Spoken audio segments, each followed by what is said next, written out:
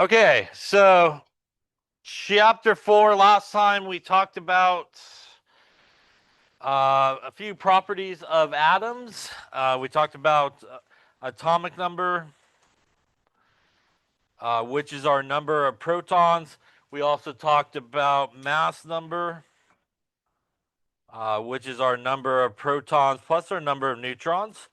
And again, reminder that basically if you kind of subtract those two numbers, the mass number from the atomic number, that will get you the number of neutrons by taking our mass number minus the atomic number.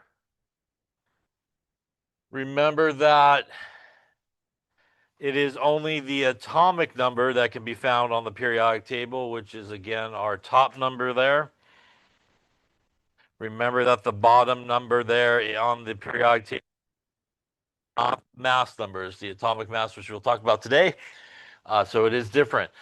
All those things, protons, electrons, neutrons, mass number, atomic number, they all should be positive whole numbers.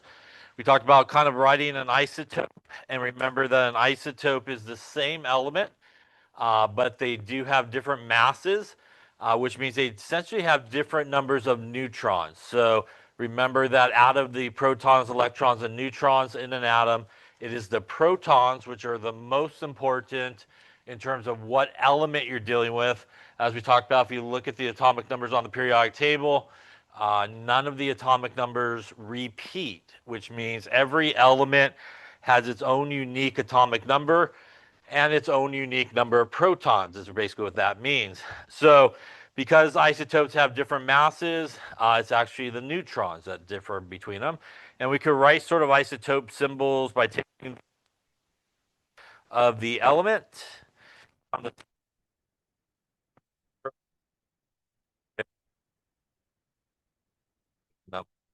and again, I think we saw like hydrogen isotope. We also saw,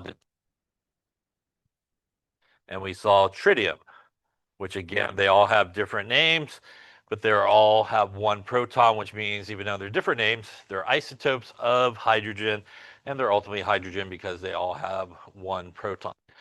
Any questions on that there? All right, so I think where we left off was actually with this one here, a little practice. So take a few moments, and for each of these, determine how many protons, electrons, and neutrons they have. So take a few moments. Okay, let's take a look, see how you're doing. So first off, we have CO, which is cobalt. By the way, we do know that none of these have charges. There is nothing written here in the top right of it.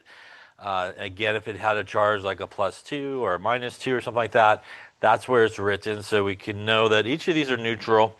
Remember, the top number here on the left is our mass number.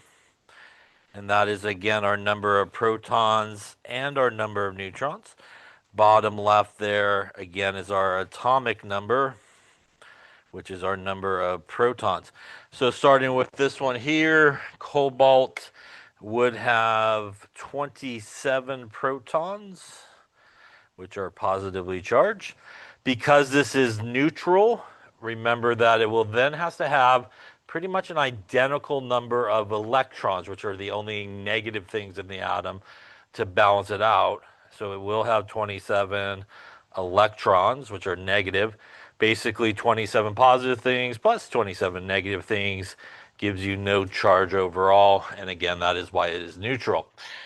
In terms of our neutrons, we're going to take our mass number, which is our top number, and that is 60, minus our bottom number, which is our atomic number, and that looks like we got about 33 neutrons in this case. Any questions on that there? Taking a look at the next one, that is chlorine, Cl. And once again, starting with the atomic number on the bottom, tells us it has 17 protons. And just like the top one there, it has no charge.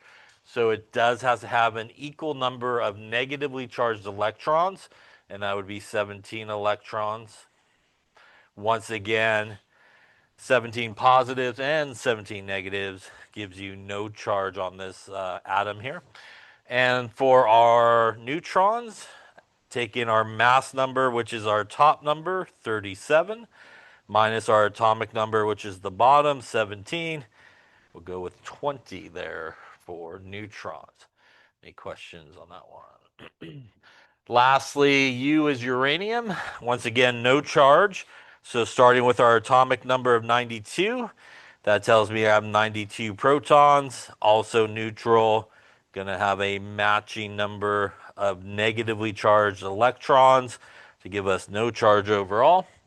And our neutrons in this case going to be our mass number 238 minus our atomic number 92. Feels like a lot there, 146-ish. Sounds maybe about right, I think. Any questions on that one there? So remember, if something is neutral, it should barely have matching numbers of protons and electrons to obviously balance out the charge to zero. Um, let's take a look at a couple more here, or a few more. All right, so for each of these, what you want to do is actually write the symbol that includes the mass number and the atomic number. So for each of these, based on the information given to you, write the mass number and the atomic number and see what you come up with, and the symbol.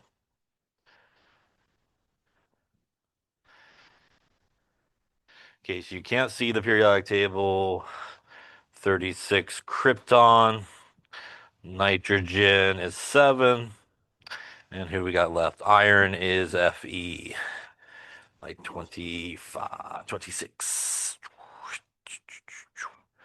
So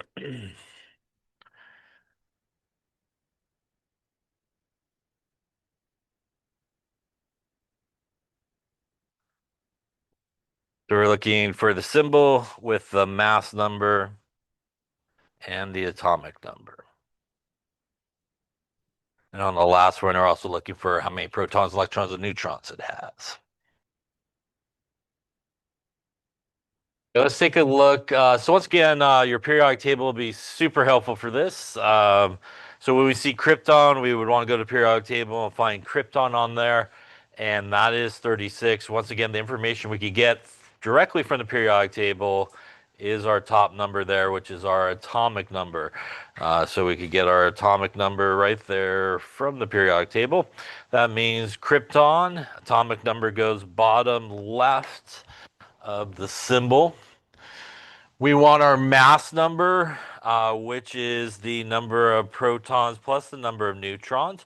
So obviously in this particular case from the periodic table, we know that we have 36 protons basically. And in this particular problem, they told us how many neutrons, which is 48. And if we add that together, we get 84 for our mass number, which would go here up on top left. Any questions on that there?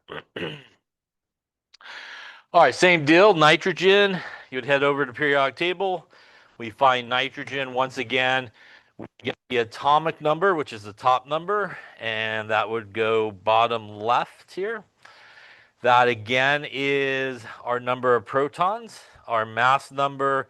Once again, the mass number not found on the periodic table, you need to calculate it. So using 7 for our protons, again added to the 6 neutrons that they told us about, gets us, we got there 13, I think. And that's going to go up there on top. Any questions on those two? Yeah. For the mass number? Yeah, so it is not on the periodic table. So the number on the bottom is actually what's known as the atomic mass, which we'll actually be talking about in just a second, is actually not the mass number. So the way you can remember that really easily is when you calculate mass number, atomic number, protons, electrons, or neutrons, they all have to be whole numbers. They can't be any decimals. Yeah, it is. So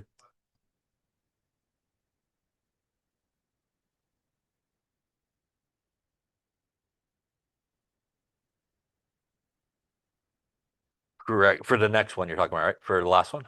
We just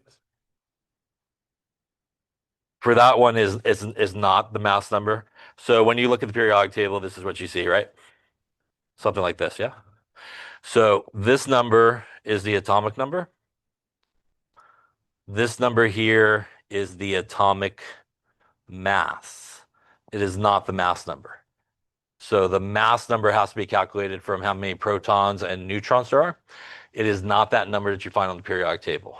So we'll actually, like I said, we're going to talk exactly what that number is in just a second. But the way you can remember, as like I was saying, if you look pretty much all the bottom numbers on the periodic table, they're all decimals.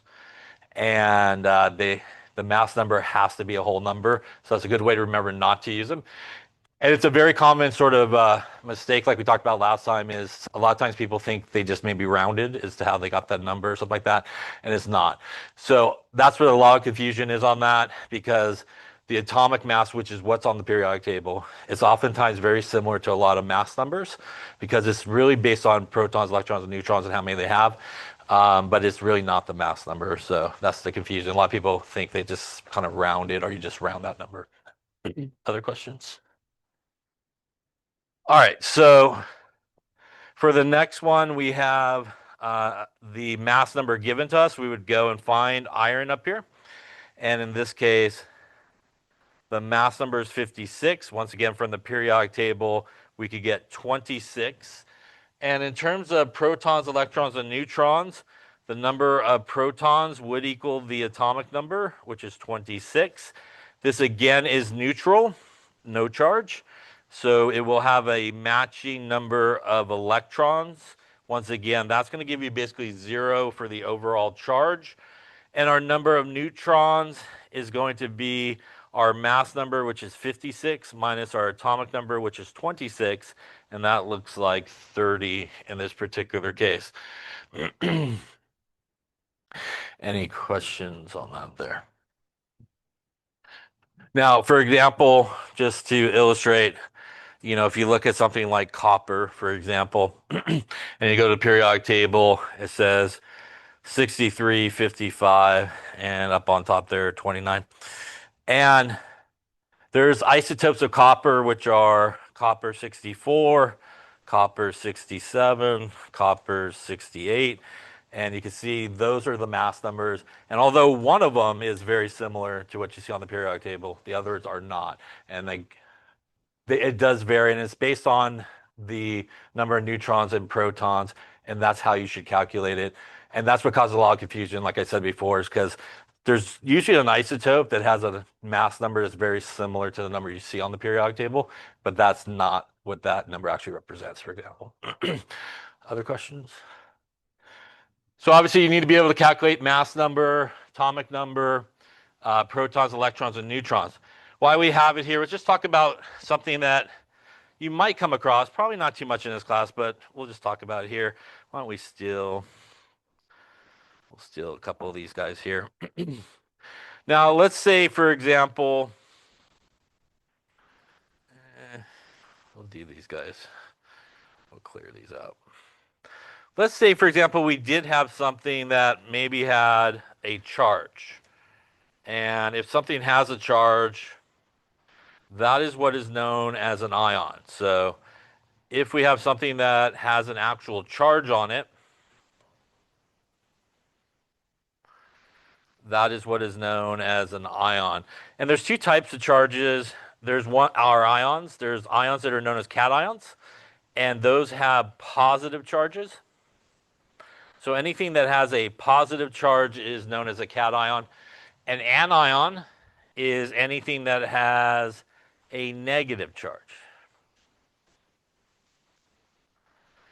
So for example, if we took our nitrogen there that we have here, and obviously in this nitrogen, we have 7 protons, 6 neutrons, and we also would have 7 electrons in this guy.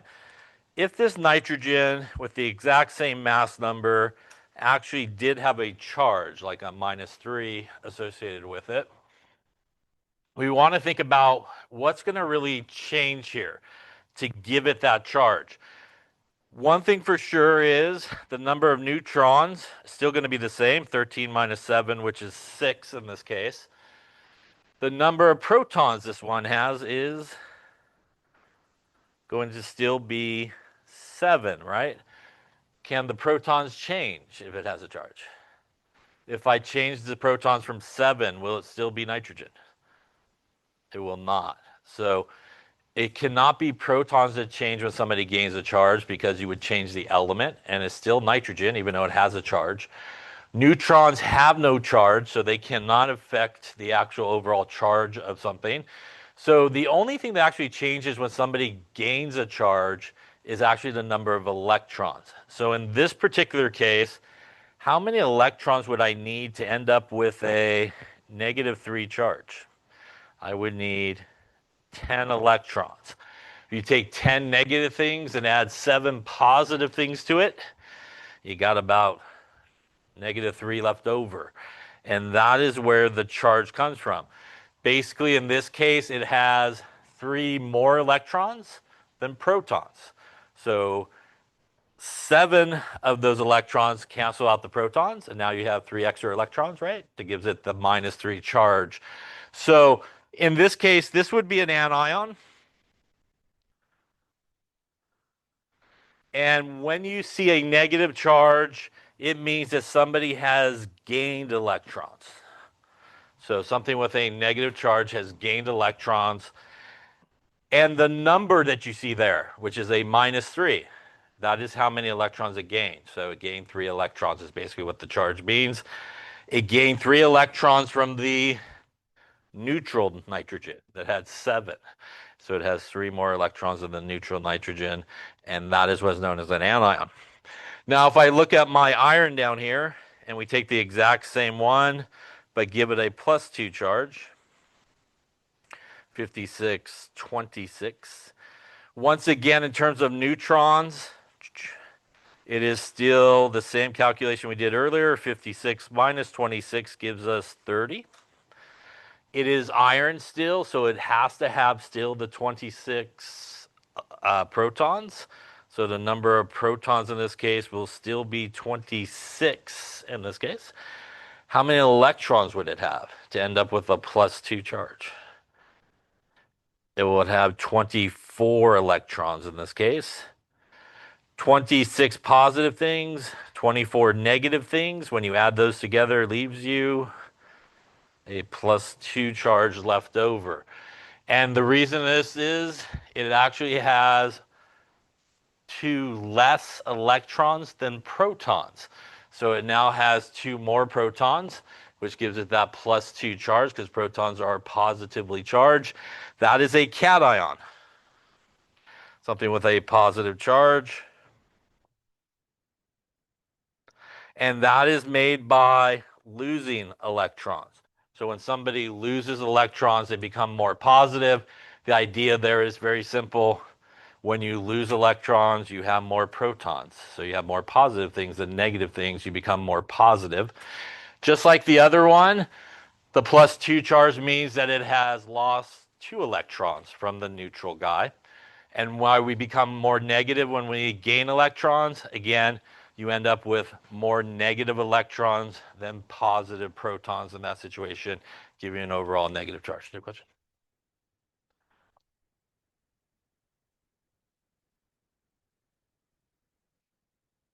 Yeah.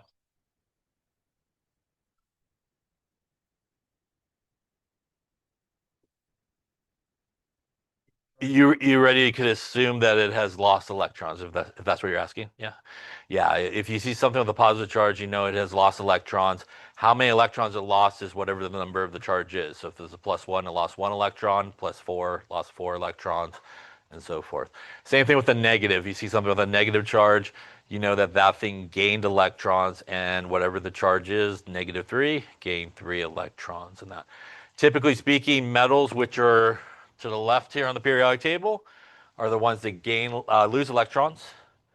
Upper right here, nonmetals are guys that will accept electrons, and it's typically what happens. So when somebody gains a charge, the only thing that's different is the number of electrons. from the neutral atom. Any questions on that there? All right. And we'll talk more about cations and anions shortly as well. All right. So as we've been talking about, isotopes are elements that basically are the same element because they have the same number of protons, but have different numbers of neutrons. The good thing about isotopes is in normal sort of reactions, it's only electrons that are involved. So a lot of isotopes are radioactive, which means, for example, if you're doing some type of research and maybe you're interested in copper and where copper ends up through a reaction that you're doing, you can use a radioactive version of copper, like copper 64, and you could just follow the radioactivity and you'll know exactly where the copper ends up. It will do the exact same sort of chemistry as non-radioactive copper because, again, neutrons are really not involved in any type of chemical reactions. Let's talk a little bit about chemical composition. We're going to talk about now the actual number that's on the bottom here of the periodic table, which is known as atomic mass. And one of the fundamental properties of an atom is its mass. It is related to the number of protons, electrons, and neutrons it has. Obviously, atoms are super small. You can't just like pick them up and drop them on a balance or a scale and weigh them. And typically, when that happens in chemistry, we oftentimes will choose something as like a standard to compare everybody else to. And for atomic masses on the periodic table, what you see sort of chosen is actually an isotope of carbon. It's the carbon-12 isotope. So the carbon-12 isotope was the standard that was used. It has a mass known as 12 AMUs. 12 AMUs is atomic mass units. That is what that stands for. And right there, atomic mass units. And that is a unit of mass that's used, and technically what you see on the periodic table. That is how many AMUs there are in one atom of that particular element. I will say later on, and most of the time in chemistry, we really don't use AMU as a unit all that much. We use grams, which is a more usable unit. We all measure a lot of things in grams, and grams per mole, which we'll talk about in a later chapter. So because the carbon-12 isotope has a mass of exactly 12, they basically did experiments and found that something like hydrogen, for example, is only about 8.4 as big as the carbon-12 isotope. So they did a little math problem here. That is 8.4 converted into a decimal, divide by 100, or move the decimal point 2 places to the left, times the 12 AMU, and we get our 1.008, which is what we see on the periodic table there for hydrogen. And that is what we see when we do look at hydrogen down here as the atomic mass of hydrogen. And similar calculations were done for everybody on the periodic table.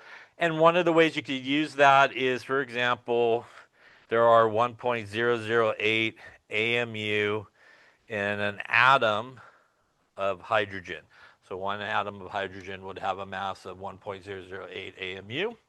And that's sort of a conversion factor you can kind of pull from the periodic table. Now, you may be saying, like, if carbon was used as the standard and carbon has an atomic mass of 12, the carbon-12 isotope, how come when I look at carbon on the periodic table, it does not say 12, but it says 12.01 on the periodic table? And that is because what we are actually seeing on the periodic table is what's referred to as the average atomic masses for each of those elements. Although most people don't call it the average atomic mass, they just call it the atomic mass. It is actually the average atomic mass. It is the average atomic mass for all the naturally occurring isotopes for that particular element. So something like carbon, there's the carbon-12 isotope, and there's also the carbon-13 isotope. So there's two different sort of naturally occurring isotopes, and they do a calculation to figure out what is the average value of the masses of all the different isotopes for that particular element? To do that calculation, it is this calculation right here. To calculate the average atomic mass, you take the percentage of the first isotope, and that percentage is sometimes referred to as the percent abundance, the relative abundance. It's basically the percentage out of 100 of how much that isotope occurs. So, for example, carbon-12 may occur about 99% of the time, and the carbon-13 maybe 1% of the time. That is what that is. You times it by the atomic mass of the first isotope. Then you add that to the percentage of the second isotope times the atomic mass of the second isotope. And then you add it to however many naturally occurring isotopes you have. You could have 3, you could have 4. You keep doing that sort of calculation. And that is how we get to the values that we see on the periodic table. And let's take a look at sort of how we do that calculation here. So for example, here is our 2 naturally occurring isotopes for carbon-12. I'm sorry, for carbon. It is the carbon-12 isotope and the carbon-13 isotope. The carbon-12 isotope has a mass of 12 AMU. The carbon-13 isotope has a mass of about 13.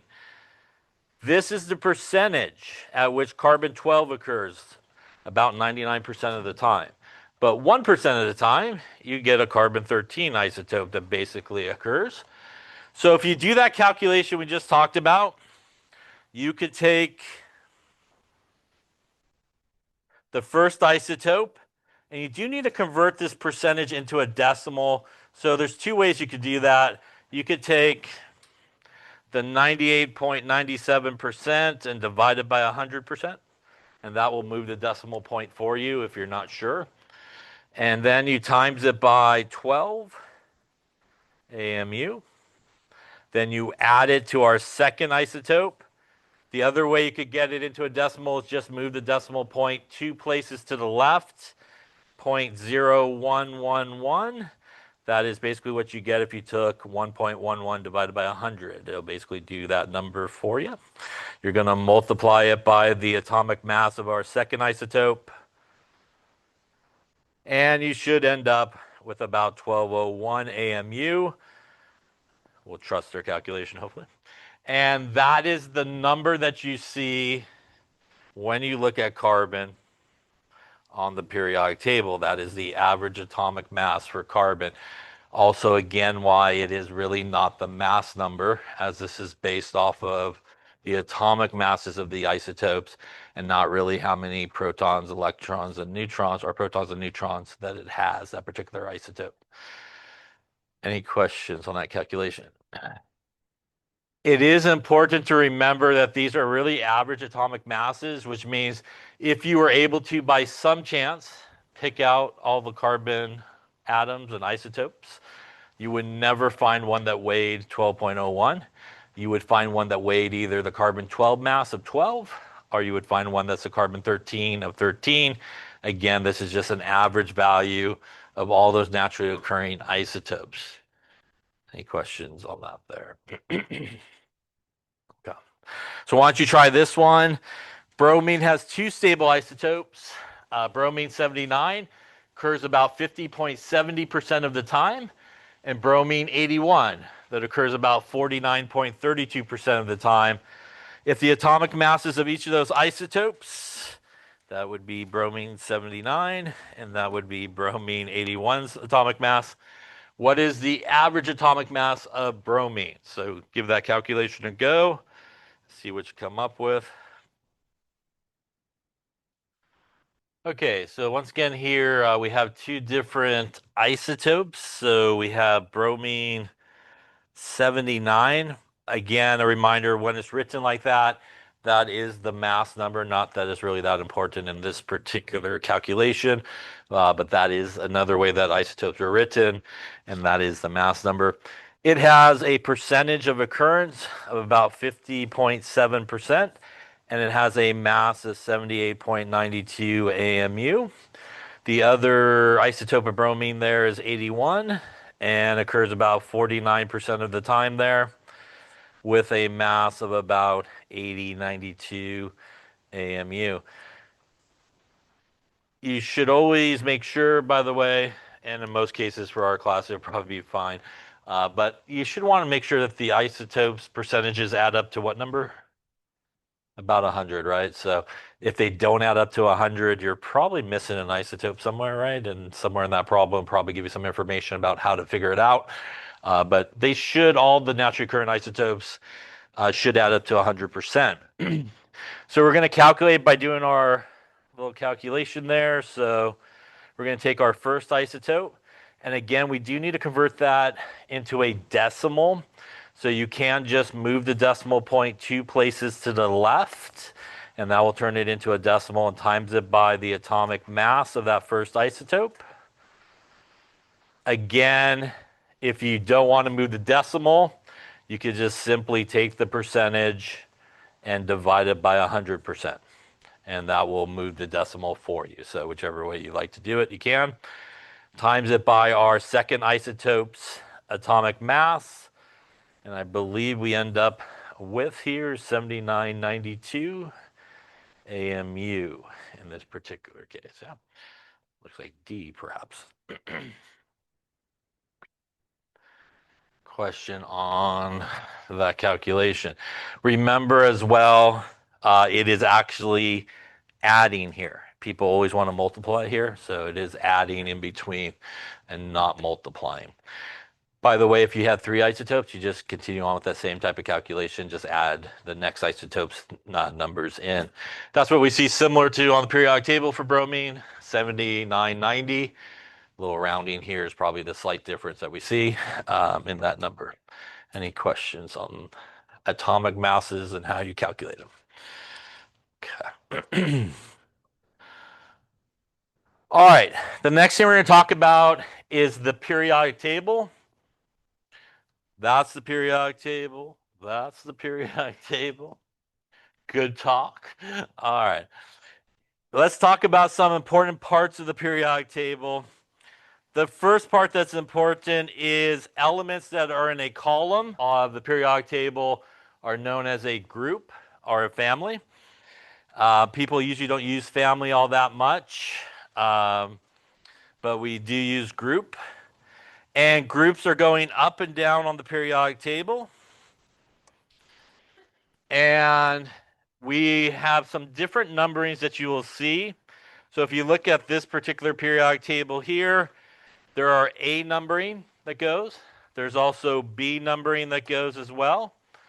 And in this particular case, you also, in most periodic tables, have kind of like a 1 through 18 type numbering that actually is on there as well.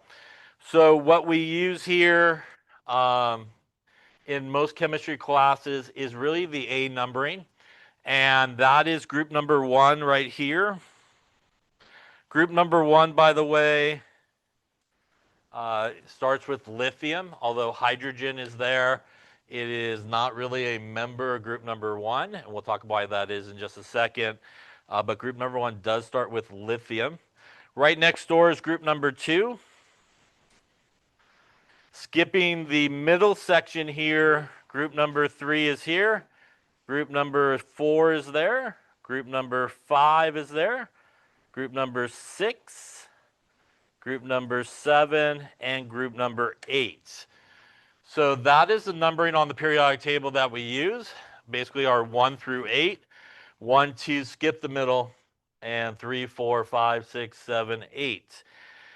We also have horizontal rows on the periodic table, and those are periods. They go left to right, so a period goes in that direction.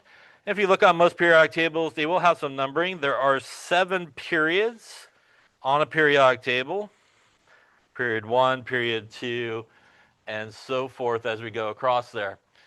The number up on top of the symbol is known as the atomic number, which obviously is our number of protons in this particular case. And we know that from what we were just talking about. And as we just saw as well, the number on the bottom there is our average atomic mass of the elements as well. Now, the periodic table is broken up into sort of three categories. There are metals, nonmetals, and metalloids. And on most periodic tables, right around boron, you will see this sort of staircase kind of coming down. It's usually outlined over here as well. You see this staircase basically coming down.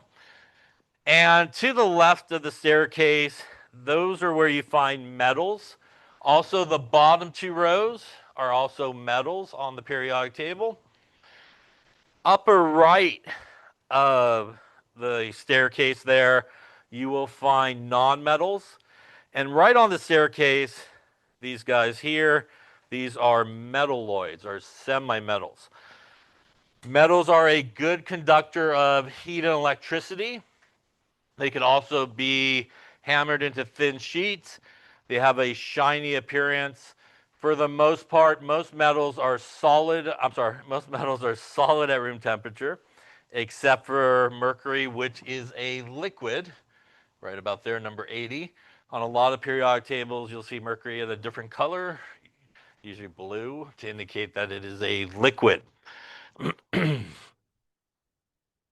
Now, nonmetals have really the opposite sort of characteristics of metals. They are bad conductors of heat and electricity. They're dull, they're brittle, they're used as insulators. A lot of nonmetals, though, have a much different state. So some nonmetals are gases, some are solids, and some are liquids. A lot of our diatomic elements are nonmetals, like hydrogen, nitrogen, oxygen, fluorine, chlorine, bromine, and iodide. These are all diatomic molecules. They come as twos, like hydrogen, but they are still elements, and a lot of the nonmetals there are those guys. That is why when we look over here, which is hydrogen, it is not part of group one, because group one is pretty much metals, and hydrogen is actually a nonmetal.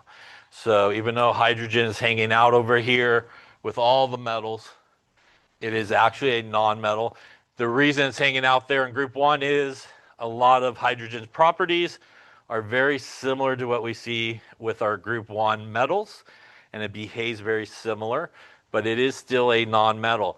On older periodic tables, you also see sometimes hydrogen over here on both sides, because it is technically a nonmetal as well. Our metalloids are semi-metals, which is where our staircase is, kind of coming through here. Sometimes boron's included with that. These are elements that basically have properties that are similar to metals, but also similar to nonmetals as well. So this same element will have some characteristics as you go, that's very much a metal characteristic, and that same element will have some nonmetal characteristics as well. It does make sense based on where it's located as we go from metals up to nonmetals, sort of a transition point, if you will, and they have properties that sort of fall on both sides of where they're at. Sometimes they are also referred to as semi-metals. Now, some of these groups do have special names. So starting over here at group one, which again starts with lithium, those are the alkali metals. Right next door, beryllium, magnesium, calcium. Group number two, which is the alkaline earth metals. Group number 7 over here is the halogens. And right next door at the very end, those are the noble gases. Noble gases are chemically inert. They are unreactive. They're very, very stable. as we will talk about, that essentially is the goal of what everybody tries to achieve when they do bonding, is to end up with the same electron configuration as those noble gases, as they are very, very stable. So group 1, alkali metals. Group 2, alkaline earth metals. Group 7, fluorine, chlorine, bromine. Halogens, noble gases. The word alkaline, which is what we see kind of in group 1 and group 2, means basic. And that is where we find a lot of our strong bases located. Sodium hydroxide, potassium hydroxide are made from those elements over there in group 1 and group 2. In addition, these two rows on the bottom, have been set aside because it would make your periodic table too wide. If you follow the numbering, that is 57 and 72. And here's actually 58. And here's 89 and 104. And that is number 90 right there. These two rows here technically go right about there on the periodic table if you follow the atomic numbers. They are called the lanthanide and actinide series because those are the elements they should follow on the periodic table, but they do not. Between group number 2 and group number 3, these are the transition metals. One of the things about the transition metals are they can have a variety of charges. They can have a variety of positive charges. So copper, for example, in certain cases can be copper 1, and in other cases can be copper 2. Iron can be +2 or +3 in that particular example. So they do not have fixed charges. A lot of the transition metals, they can have a variety of sort of charges. Also, why the bottom two rows are sometimes referred to as inner transition metals, because technically that is where they should go on the periodic table, and they're sometimes referred to as that. Any questions on the periodic table there? Okay, so obviously you need to know, like I said, groups go, periods, the special names of those groups, where metals, nonmetals, and metalloids are found, and some characteristics of it. All right. Any questions on that there? All right. So the next thing we're going to talk about then is modern atomic theory. We're going to talk about electrons and electron configuration. And one of the things that happens when electrons move from one energy level to the next is they have to either absorb energy. So if this is an energy level and this other line here is a higher energy level, and the little arrow represents an electron. If the atom gains a certain amount of energy, that's going to excite this electron from a lower energy state to a higher energy state. So for example, if you ever done a flame test and you stick your sample into a flame, that adds a lot of energy to those atoms, and that's going to make the electrons jump to a higher energy level. And what happens though is, much like life, things do not want to be in high energy. So high energy is a very unstable state in chemistry. The goal of a lot of what we do is to try to lower the overall energy. And what will eventually happen is this electron will come back down to perhaps a lower state of energy.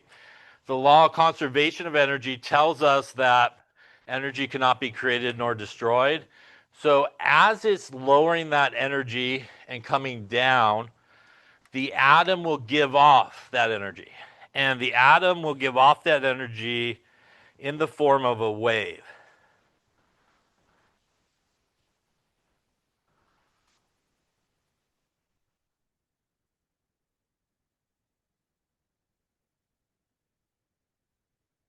Now, Waves have specific wavelengths. They also have specific energy, and they have specific frequency. You maybe have done this if you ever boiled water on your stove, and your stove's like a gas stove where you have a flame, and maybe it overboils and the water hits the flame changes color for a second, maybe becomes yellow orangey, and then goes back to blue. What you just did there is excite all the electrons in like your sodium that's in your water, and that's what causes that flame to change. It's also what happens when we shoot fireworks off, right? Shoot a fireworks off and they explode. Fireworks have certain elements in there. When they explode, excites all the electrons. As they relax back down, gives off energy in the form of a wave of light that we can see, which is known as the visible part of the spectrum, where we see color and we see the different colors that explode, and we can actually see that. So as energy is given off in the form of a wave, it is going to basically be somewhere on what we see on this graph, which is known as the electromagnetic spectrum. And there is a relationship to the wave and energy. So if you have a long wavelength, you will have a low frequency of occurrence, and that will be low energy. So that would be something like this, where this is the wave. Basically, it has a very long wavelength. This is the wavelength here. And that is different than when you have a short wavelength.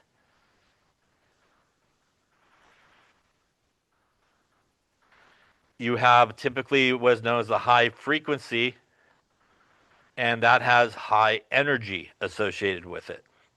And that would be more of a wave like this, where it just keeps occurring, very, very short wavelength. Basically, it just occurs over and over again. And when we look at this electromagnetic spectrum, what happens as those electrons move from different energy levels, that wave may have different wavelengths.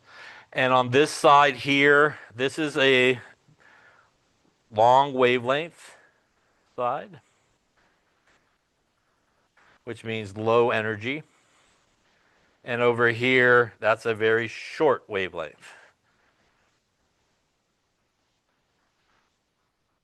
which has a high energy. And radio waves, for example, are longer in wavelengths, not a lot of energy. That's why we listen to the radio, we're okay. By the way, when you tune your radio, right, you tune it to a specific station, like 95.5, that's actually megahertz, which is the frequency of those radio waves, and you're tuning it to a specific frequency. If you go next over after radio waves, that's a bad choice there. Maybe I should pick a color we could actually see me circle something. There we go. We have microwaves. Microwaves are getting a little bit shorter than radio waves, have a little bit more energy. Microwaves have enough energy to spin your water molecules in your food really, really fast. Then you get a pizza in like 2 minutes, right? Not too bad when you throw that in the microwave. Infrared is where we feel heat and energy. Again, wavelength getting smaller as we're going across. Then we come to the visible part of the spectrum. That's actually where we see color. That's the Roy G. Biv. That's the red, orange, yellow, green, blue, indigo, violet. And if the wave that's coming off from that transition falls in that area, we'll actually see color occur. We actually see some type of color that occurs. Next is UV, which is getting smaller wavelength, more energy. This is why we put sunblock on, right? To block out the UV rays so we don't get too burnt and stuff like that. Very high energy waves. Next are X-rays, even smaller wavelength. Why, as you probably know, right? They throw a lead vest on you, leave the room when they shoot the X-ray, right? And you probably don't want to be standing there with not too much protection. And that's a lot of energy. Lastly, at the very end, we have gamma rays, which is basically just pure energy. You definitely need a lot of protection if you're working with something that is a gamma emitter, because that is a lot of energy that you would be absorbing. So, depending on the wavelength that comes off as the electrons transition from one energy level to the next, it may fall somewhere on the spectrum. And again, we may not always see color, but we may see something like, or may feel something like heat if it's outside of the visible part of the spectrum. When an electron goes from a lower energy level to a higher energy level, the atom has to gain energy to do that. So he has to gain energy to make those electrons go from lower energy to higher. When electrons are at a higher energy level and go to a lower energy level, they have to release, the atom has to release that amount of energy to allow that transition to occur. Any questions on that there? Yeah. So this is because of the correct amount of like wavelengths in the sky, or is it? Yeah. Oh, And well, it has a little bit to do with, some of the coloring and stuff like that, but there's some other factors involved in that as well. But, it's why we do see, for example, like certain colors. For example, when we look at a drink and it's red in color, what we're seeing is actually the complementary wavelength of light to the color that we're seeing. So when we see like a red drink, basically green light and bluish light, bluish green light is being absorbed. And that's why it appears to us as red in color and stuff like that. Other questions? Okay. We're going to kind of skip through some of this stuff here. What we're going to talk about next, which is kind of important here, is where we have electrons in the atom. And electrons are found in the atom at different energy levels. And we represent energy levels with what is referred to as n. And n is the principal quantum number. And the principal quantum number is a fancy way of basically saying the energy level. And basically, n could go from 1 through 7. And if an electron's on the very first energy level, the n is equal to 1, that is what is referred to as the ground state. It is the lowest in energy. It is the closest to the nucleus. So those electrons would be closest to the nucleus and lowest in energy. Anything above that, anything from 2 through 7, are excited states. And those are higher in energy and also further away from the nucleus. So as the number increases, those electrons are finding themselves further away from the nucleus at that particular point. By the way, when electrons transition from one energy level to the next, they will always gain energy or lose energy enough to make the transition fully. So if this electron decided to lose energy, it would lose enough energy, for example, to clearly make it to the bottom level there. Or if it was gaining energy, it would gain enough energy to make it maybe to the second energy level or the third energy level. You will never find an electron just hanging out in between energy levels. So that is what is sometimes referred to as quantized energy. You could think of it like stairs. If you are walking stairs, you have enough energy to be on this step, right? Or this step, or that step, no matter which way you're going. You would never probably, I'm imagining, if you're walking stairs, decide halfway through a step, I'm just going to lay it up right there. It seems like a good idea because you're going to fall, right? So that's how electrons move. They never find themselves in between energy levels. They will either gain enough energy to fully transition to one or lose enough energy to come back down to a particular energy level. And that is what is known again as quantized energy. Where are electrons in the atom? They are actually in these theoretical sort of locations, which are known as orbitals. And there are a few different types of orbitals. There are s orbitals, there are p orbitals, there are d orbitals, and there are f orbitals. Now, if you think about it here, the s orbital, as you can see, is basically a sphere in theory. The p orbital is kind of like a figure eight. The d orbital is a couple of those together, and the f orbital is kind of like four of those together or eight of those together. The important thing to remember about orbitals and electrons is this: any individual orbital can hold a maximum of two electrons. So if this line represents an orbital, that represents an orbital, you could only put two electrons in any orbital. Any individual orbital, you will max out with two electrons if each of those arrows represent an individual electron.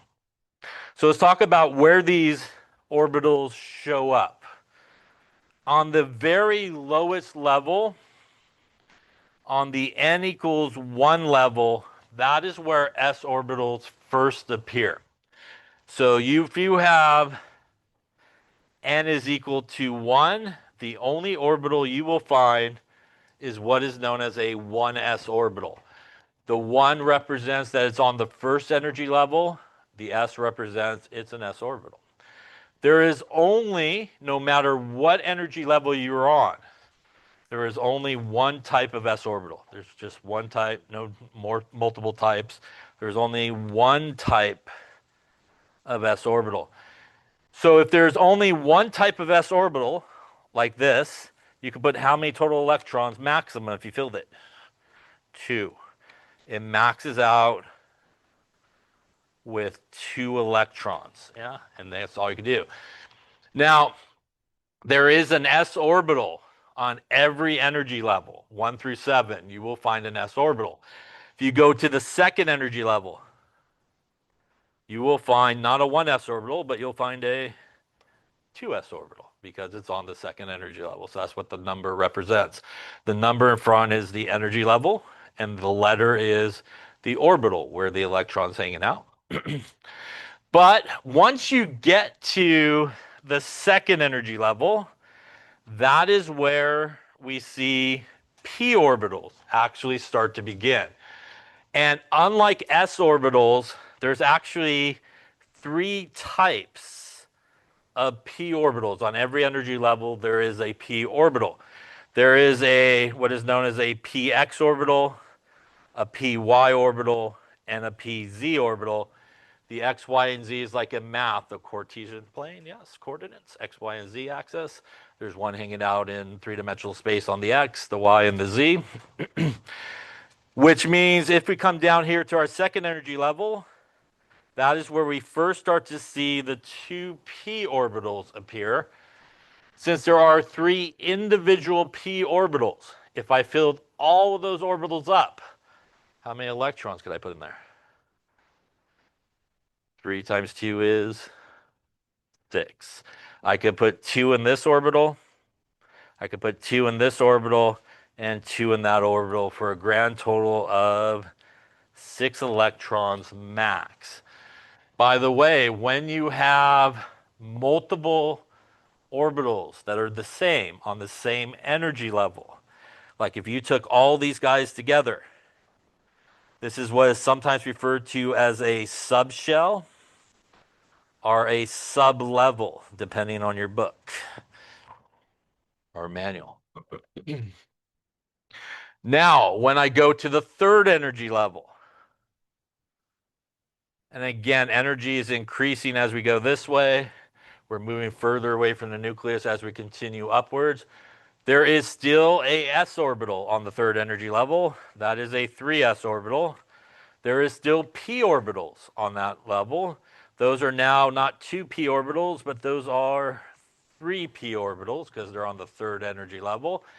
And on the third energy level, that is where we first start to see d orbitals occur on the third energy level. There are